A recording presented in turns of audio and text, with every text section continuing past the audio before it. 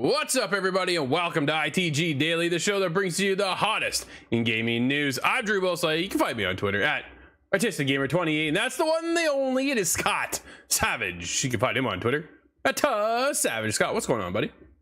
Oh, it's an important day for me, but that's because I'm attempting to break the loop. You know, I like to sit down, play video games, and do the same thing over and over again. But now I'm on death loop, and how's that going? Oh, I'm finally getting to see what's been on the other side of the fence this whole time, and I'm pretty excited about it. Okay, so obviously Arcane Studios, the developer behind Deathloop, but also the developer behind one of our favorite games, Dishonored. Yes. How do you feel it compares to Dishonored, or does it? In my opinion, it's really hard to measure up to Dishonored, and this one has enough of its own personality behind it that I don't feel like I'm in Dunwall, for example. No, very true, very true. I feel that, yeah, it's the same developer, but they're obviously two completely different games, and I would love a Dishonored 3. I think it's kind of where I really kind of came in under that. It's one of those things, man. Dude, I'm this close. So we got a good show today. But before we get to that, Splinter Cell is on the back of my mind once again. It's also coming up in today's topic, where everybody can join us live at 11 a.m. Eastern over on twitch.tv/the official ITG, as well as YouTube at ITG. But if you can't join us live, hit us up later. InsideTheGame.ca podcast services and TV streaming networks around the globe. Scott, today's show, from the creators of Dead Space, comes a new Iron Man game over at EA. We'll see how that one goes. PSVR 2 is not compatible with PSVR 1 games, so let's make them again. That's what's happening next, Scott, which we called that one yesterday. Yeah. And are we in for a whole new story for Splinter Cell's remake? Yeah. Well, let's get into it, because this is gonna be a hot one. I got lots to talk about today.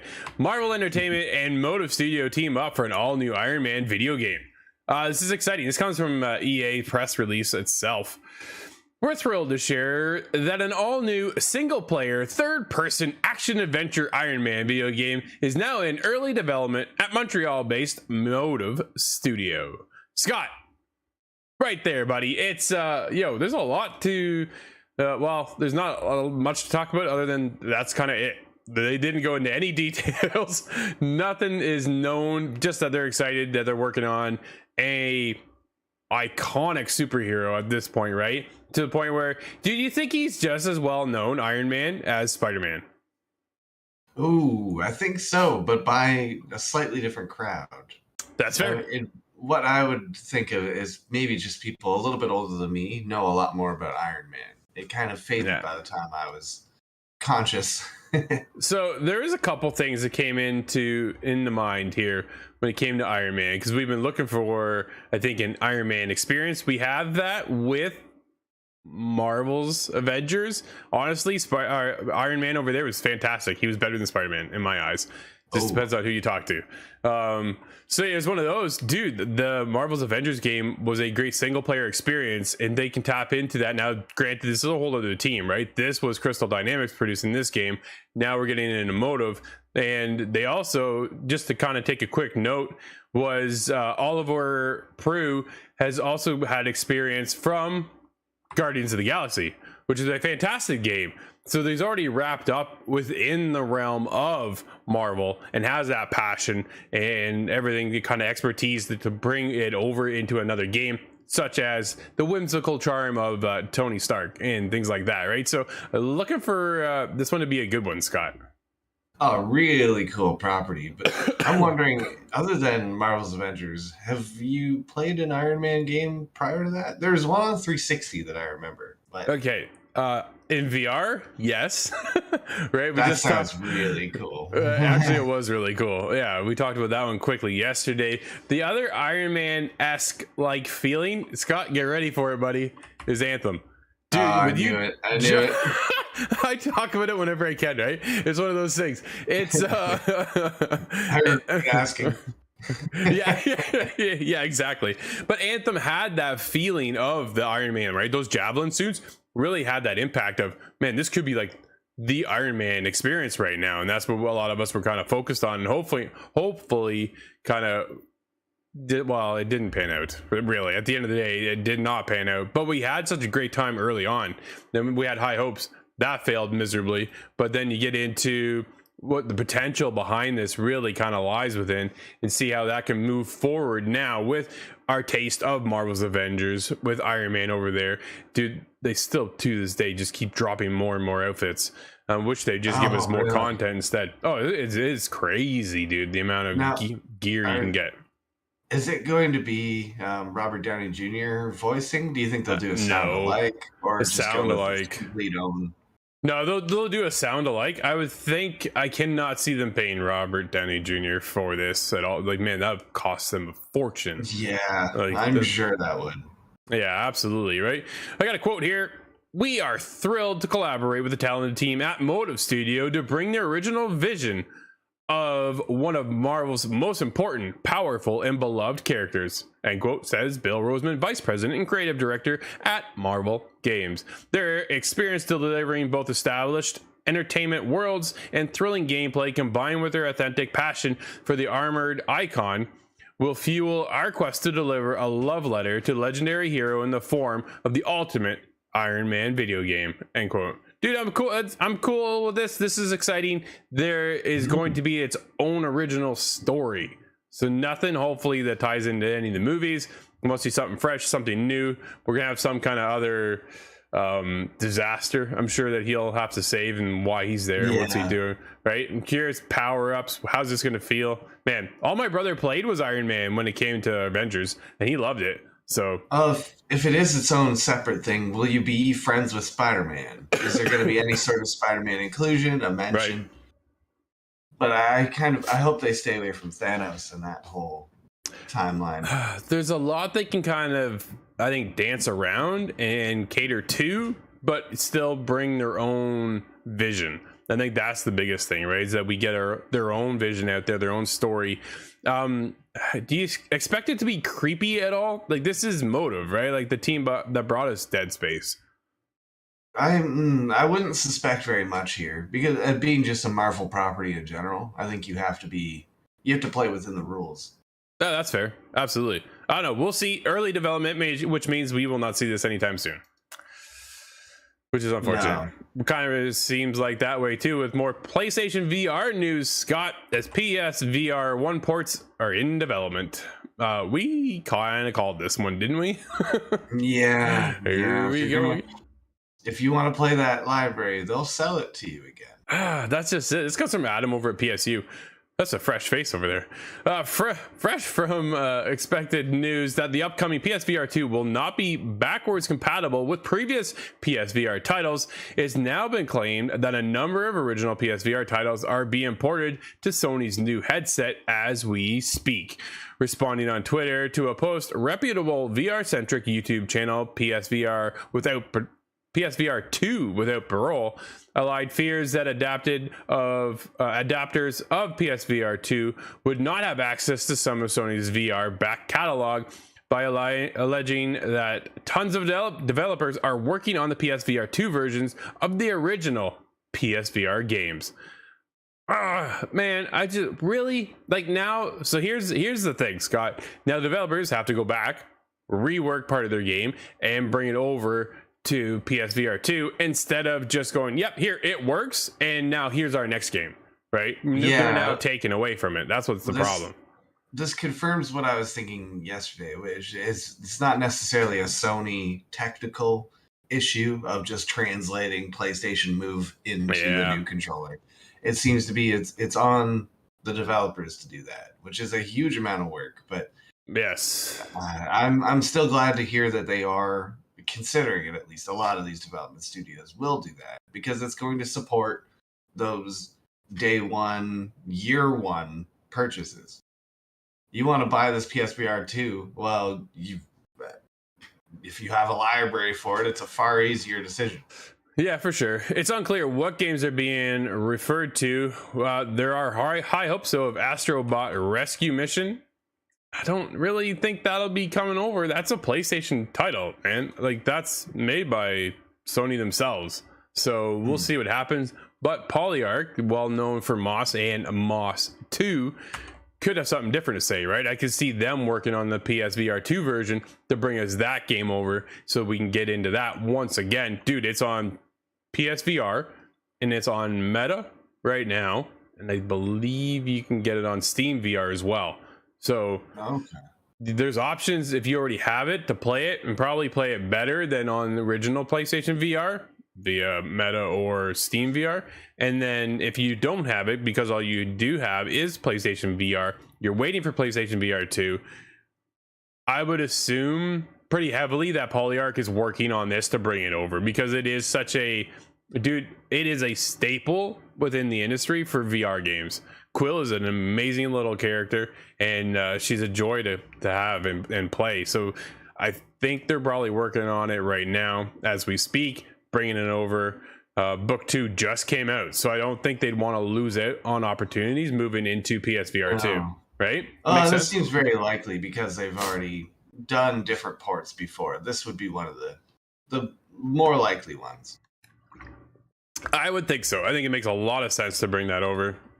It's just really unfortunate that it's not just ported over. I wonder if it has something to do with the control scheme, right? Because we talked about it yesterday, how those Move controllers are just a funky little piece of tech versus where they're bringing the next one, right? So the next one now has analog sticks, much more in the realm of the Quest 2 kind of situation with their controllers, and even to some extent HTC, they have the touchpads. Dude, those touchpads, I find myself like flying all over the place by accident. Yeah, it takes a little bit of getting used to. I'm not sure if I want the touchpads in mine. I'm used to the very normal Rift S. Yeah, no, absolutely. So we'll see. I'm sure Moss 2 is coming, but I'm more excited, dude, to see what's next in the world of VR, because they're really going to be able to step it up. There's a lot to kind of unpack. A lot of people had, if you go out and take a look, people had hands-on with Call of the Mountain, which, oh man, I can't. That's the big one. That's the big one in my mind. Absolutely, that one's huge. That's huge. Scott, let's get into some news. We haven't talked about this in a while. It is Ubisoft to update the story of Splinter Cell remake for a modern-day audience. Okay. This makes me nervous just on the face of it. Man, does it ever, right? Like, okay, let's get into the article. There's a lot to kind of unpack here. The original Splinter Cell was released nearly 2 decades ago. Ubisoft's stealth-focused game quickly became popular and went on to spawn several follow-up releases. Despite its popularity, the Splinter Cell franchise has been dormant for 9 years. We all know that all too well. However, I feel that pain weekly. Right? Absolutely. Ubisoft revealed new information on the franchise not too long ago. Ubisoft is working on a Splinter Cell remake, and fans have been anxious to learn more about the project. While details on the upcoming remake are sparse, a new job listing has hinted at some crucial changes to the upcoming game. Scott, no, don't do it, man. We've been wanting. This is where we get into remake versus remaster. Although a remake is still exciting to me, a remaster is what I really want to see. Because I know 20 years ago I loved those games. A job listing for scriptwriter Splinter Cell at Ubisoft Toronto has revealed that the Ubisoft is rewriting and updating Splinter Cell's story for modern day audiences. When the game was first announced, producer Scott, I'm going to say, well, that's what that's supposed to be. Matt West stated that the team aimed to keep the spirit of the early games intact. He also said, quote, "We're going to update it visually, as well as some of the design elements to match player comfort and expectations." Dude, I'm all down for that. Don't mess up the story. Why are you messing with the story? Now, granted, dude, it's 20 years ago. Do you remember the story, Scott? I think I do, but it was 20 years ago.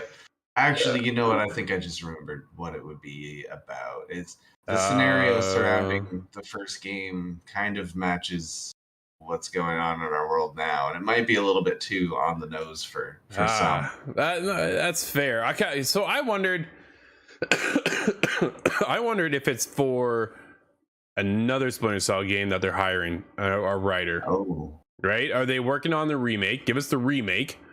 Right, fans have been looking for it. They've stated that they're going to keep it true to the original.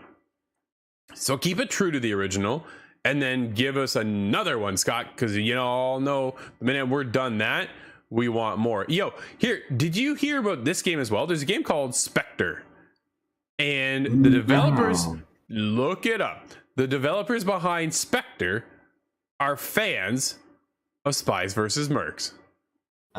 Okay. Yeah. I just saw this. It was covered on IGN the other day, and I happened to catch it, and I was like, yo. But granted, take into account, too, we just had The Last of Us Part 1 remake, and they standardized that and did a bunch of changes to bring that up to where The Last of Us Part 2 was kind of held now to standard, right? So they were able to rework The Last of Us Part 1 from more or less the ground up. So if they can fall in sense in line with what Naughty Dog has done, Scott, this might not be a bad idea at all. Yeah. Right? I get a little bit nervous when they say they're reworking the script, though, because it makes me wonder, what does that mean exactly? Because it's not so old of a project that there's language that we don't use today, just for an example. Sure. Or maybe there's certain kind of social norms that just didn't exist back then that we're trying to re-update as we go forward. But it's not obvious to me what those would be. No, definitely curious as to see what they're going to be changing. Visually, obviously, that's a big step moving forward. But the Splinter Cell remake is being built from the ground up, utilizing the impressive Snowdrop engine. Ubisoft Toronto's passwords have hinted that the game will closely follow the original release, but the game listing implies otherwise. So we will see, Scott. Again, nothing to confirm here, but how far out are we still from seeing anything? And dude, like, they're still hiring people. Yeah, it seems like it's still at least a few years out. If they're reworking the story, they're not building that story section yet. Yeah, well, that's the story's done. Yeah, right. The story is already done. That, for me, that's the part I was like, huh. So now, okay, we are, dude. I'm gonna have to suck it up. I'm gonna go buy Blacklist. I'm still working on the first game. Are you playing really? it through the backwards compatible? Yeah, and I can't wait if I can go through the CIA building again, but everything is beautiful and modernized graphics. Yeah. Oh, I cannot wait. It's gonna be like playing it all over again the first time. Ah, man, hey, there's nothing wrong with that. That's no, yeah, that was a magical time. I was 12 years old, but still, so I think I still expect it to hold up. Yeah, we'll see what happens in the future there with Splinter Cell, but Ubisoft is so far out. They're still building that team, and I think that's the biggest complaint for us, is that this is something that should have been maybe tackled already 5 years ago, and getting us ready for whatever the next Splinter Cell game should be.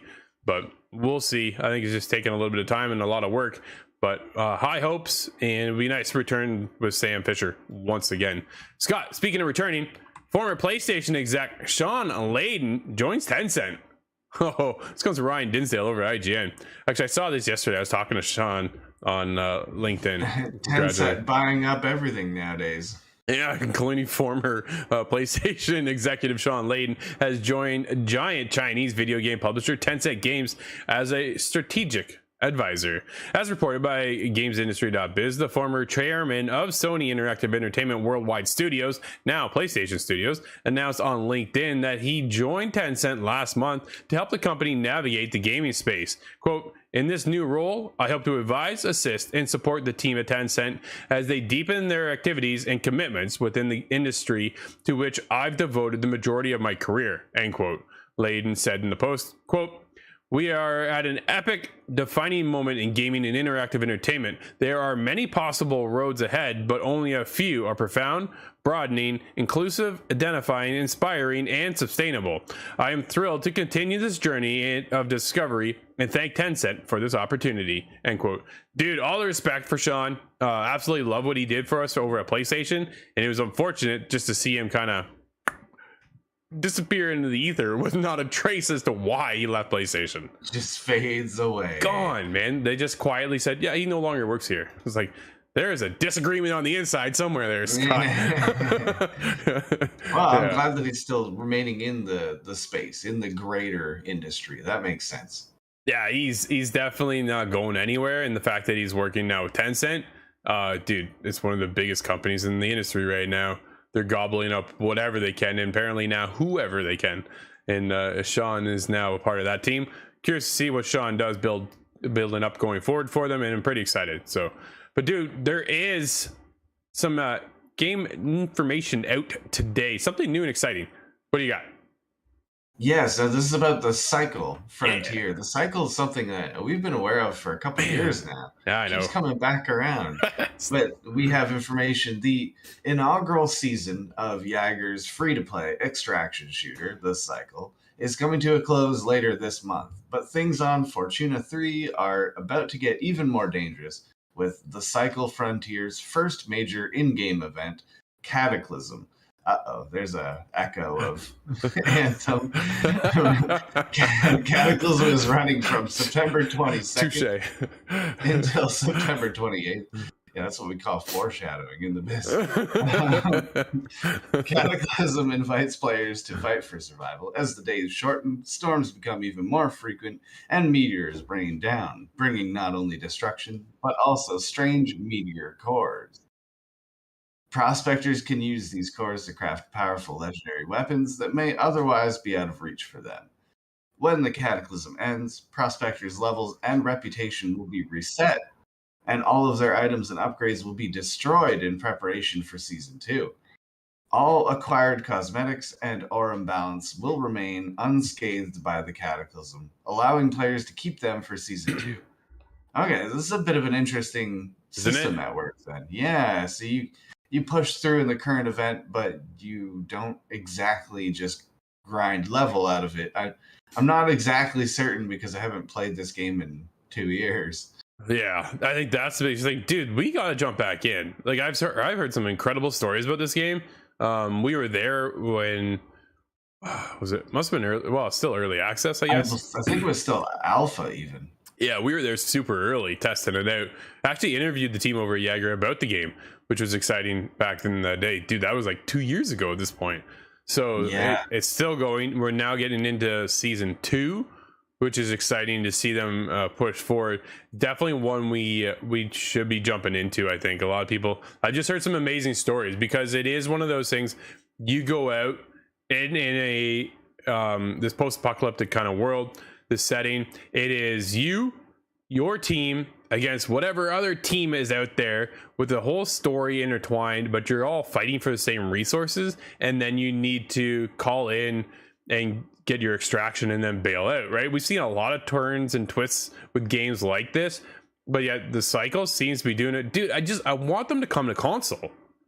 I can't believe it's just PC. I wonder if one day we will see this on console, because I think there's a massive opportunity for it. It reminds me of Scavengers a lot. That's what I was. Yes, that's. I knew there's one you played that was similar to this. I'm like, what was? I think I actually tried it out too, and then that didn't really quite click for me. But the Cycle did, and I just happened to kind of bounce out to work on other projects for the show. But I think it's now maybe time we jump back in, Scott. What do you say? I'm definitely down. I had my interest way back in the day, and I want to see what kind of changes they've made now. And only gotten smoother, I have to assume. Oh, absolutely. Yeah, it was pretty good then. I can only imagine what it is now. And then the story and the characters, and I love the art style too. So yeah, definitely going to check it out before Season 2 starts, which means I'm probably going to download it right after the show. Well, we do have another one that I may download. This is a full release. Gundam Evolution has dropped on the PC today. Not console yet. That is supposed to be coming soon now. So that is one though that you are interested in, eh? Oh, yes. I played a bit of a beta, and I'm pretty certain it was this game. There are a few Gundam titles kind of on the go, though. There are quite a few of those on the go. Scott, this one being a first-person shooter, though, is definitely my style. Yeah, I'm more that third-person perspective. We kind of touched on that just the other day, but we'll see what happens. A lot of Gundam news on the dock as of lately. All kinds of games to check out, even on mobile side. But Scott, just like that, that's going to wrap up today's show, everybody. Thank you so much for hanging out with us. You can always join us at 11 a.m. Eastern, Monday to Friday, over on twitch.tv/the official ITG, as well as YouTube at ITG. But if you can't join us live, hit us up later inside the game.ca podcast services and TV streaming networks around the globe. Until tomorrow, everybody, I'm Drew, that's Scott, and we'll see you inside the game.